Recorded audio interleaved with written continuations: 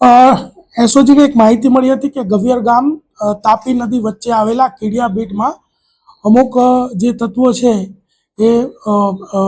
બેરલની અંદર જે ભેળસેળયુક્ત પ્રવાહી ડીઝલ જેવું પ્રવાહી જે છે એ પ્લાસ્ટિકની બેરલમાં સંગ્રહી રાખે છે અને એ લોકો એ ચોરીને ત્યાં ભેગું કરી અને પછી છૂટક વેચાણ કરે છે. તો એસઓજીની ટીમો ત્યાં વેશ પલટો કરીને અલગ અલગ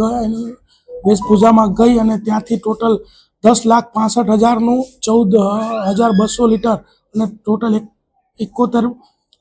જે બેરલ છે એ જપ્ત કરેલ છે, જાણવાજોગ દાખલ કરે છે ને BNS 106 મુજબ જે માલ છે એ જમા લીધેલ છે. તેમજ જે ત્યાં આજુબાજુ જે મજૂર એક બે મળ્યા એને પૂછપરછ કરતા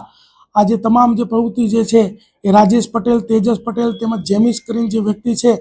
આ લોકો ચલાવી રહ્યા એવું પ્રારંભિક માહિતી છે. અમારી તપાસ ચાલુ છે. કોલ ડિટેલ્સ, આજુબાજુના નિવેદનો તેમજ તમામ